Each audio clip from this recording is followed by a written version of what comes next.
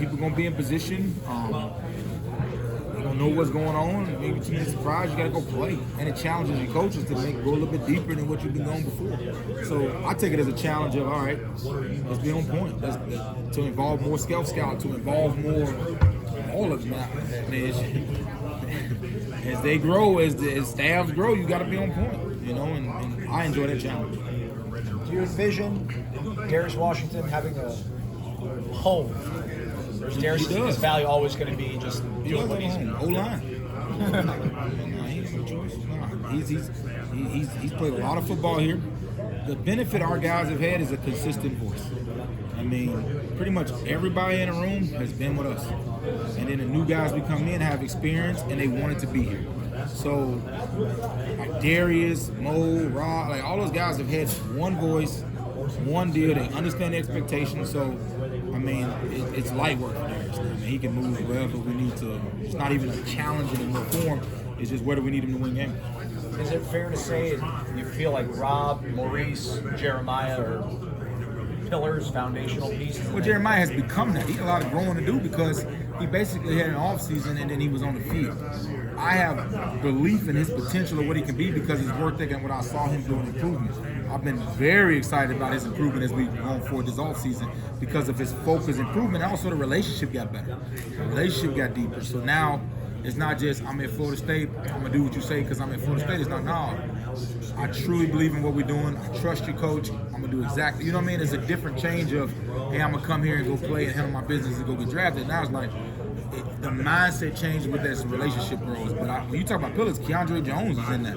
I mean, to come in and play that role like he did and still did a really good job. Maurice is, I mean, like, yes, those guys are staples. I mean, they should be. And they play a lot of football. They've been in every situation that can happen in college football, from good or bad, they've experienced. There's nothing. They've experienced big wins, big losses, close wins, close losses, injury, disappointment, highs, stuff that's never happened in college football before.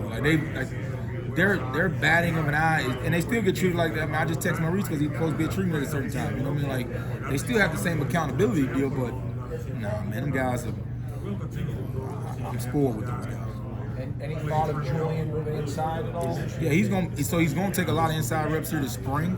But I mean, Julian could go out there and play it, but just more maximizing Julian to be able to showcase his ability. He's a physical, go get it player, get his feet in the ground, get his hands on you. So I'm trying to put him in a position where he'll feel more comfortable to go get in there early and go contribute. Some guys who can get reps at center, obviously, Maurice. Yeah, so you got Mo, Terrence Ferguson has done it, Richie has done it, Otto is training at it, and Ty Hilton is training at it. And Darius, of course, can go in at any time and play. Talked about Richie a little bit. Just how useful is it to get a guy that comes in and has played multiple positions in the college experience that he has already, be able to be a Swiss Army knife if the need arises? Richie has been phenomenal because of his impact on the younger guys when he got here. Like, he came in, I mean, he left, he was like, man, I'm going threes, man, I'm here as a tool if you need me. And he's been leading by example. He didn't miss one tour duty, didn't miss one off-season workout. I mean, he came in and had his mouth closed and just went to work and led by example.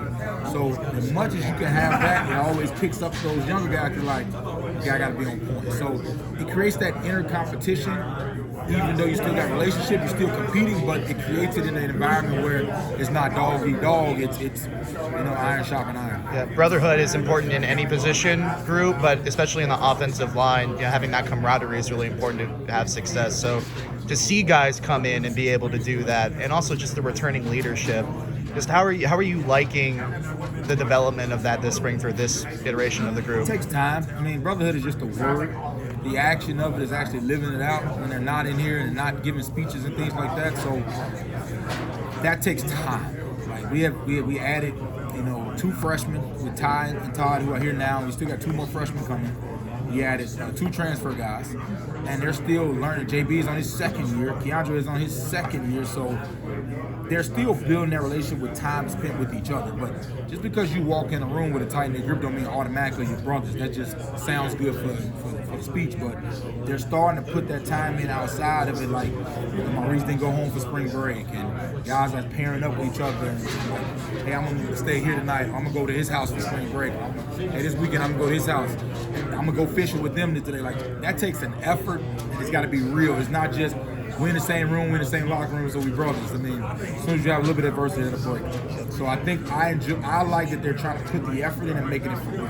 Yeah. With the offense overall, Mike made the comment that he felt like this was the fastest team that he's had since he's been at Florida State. You added Jalen Lucas. Obviously, Jalen Brown is a guy that could really sprint and get out over the top. Just do you agree with Mike's assessment that this is the fastest team that you've had so far? That was an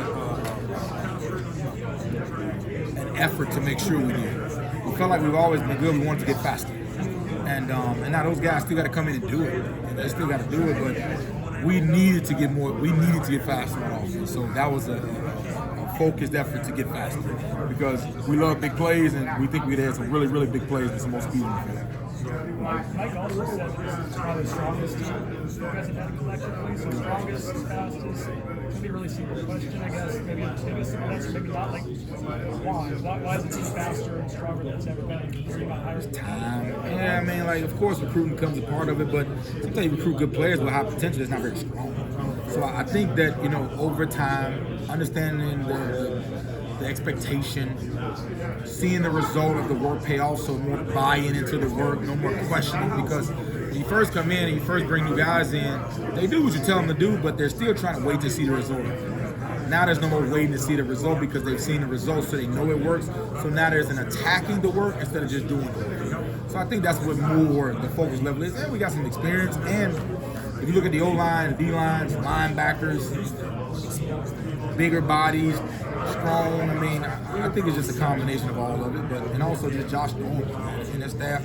People talk about consistency of the staff, the consistency of the strength staff with DJ, with Lanier, with Storms, with Dowdy. Like those guys have been together too in the same weight room with the same relationship with those players. So there's no more questioning the work, or I'm just doing the work to check off the boxes. No, I'm attacking the work, and I'm coming to him because I got a relationship with him to do more to individually get myself where I want to go instead of just following the sheet. Like, okay, this is the workout, this is what I'm going to do. Like, no, I trust Coach. Coach, I did this. Now, individually, what can I do to get stronger? Do you expect that speed to unlock anything different in the offense this year?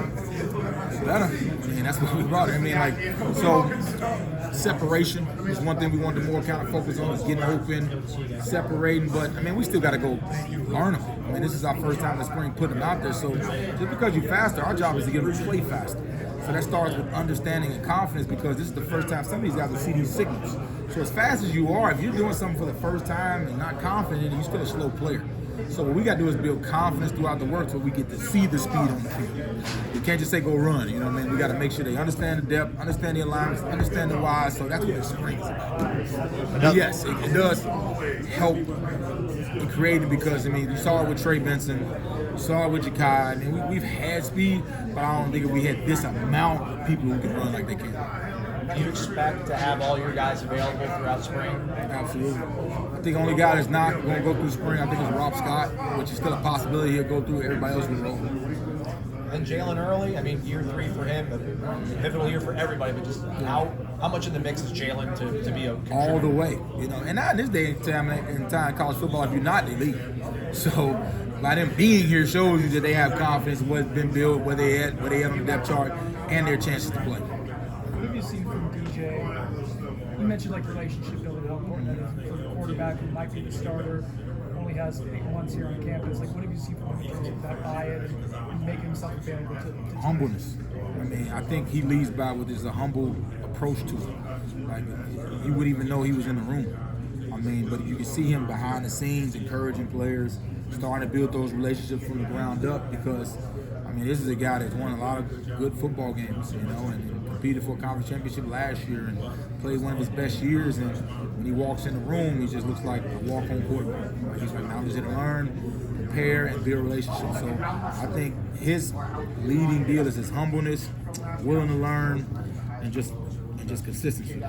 So it'd be interesting to see once we get him on the ground. For those traits, you guys were recruiting him, was that stuff that was obvious? Absolutely. I mean, there's always a sense of a guy that wants to be here and wants to be a part of it, that kind of takes proudness over it, but he still had to go through his process. We went through ours, but at the end of the day, both parties wanted to be with each other. So we're just making it happen. one of the talking points was the retention of staff. One of like maybe 5 teams in the country that retained all of their assistant coaching staff this season. I guess what kind of impact does that have on you as the offensive coordinator to be able to work with Ron and work with Chris every single year, get an idea for the type of bodies they like, how they like to run their position groups? Like, just how much does that help you? More comfort and strain, because it can go 2 ways. You can get complacent because you know each other, you know how you operate. But if you've truly been working together and building a relationship, now you can strain each other even more because we know without a shadow of a doubt we got each other's back. So now you can have even more uncomfortable conversations, even more pushing, because we understand what approach we need to take and we understand our true relationship off the field, just like players. So you can say it's an advantage because it's all the same, but it can be a disadvantage if we're not still pushing each other, making sure we're on point, challenging more to be better and all that kind of stuff. And that's Coach Norvell's approach. So I think us being together helps because the true relationship helps us push each other further. Like, hey, we're watching this cut up, hey, that's not good enough. You know, hey, we're watching show yardage, that ain't good enough. Like, oh, hey, that's my fault, I left the tight end. Or to call things out and not just ignore because of fear of relationship breaking. No, we know what it is, so let's go get better.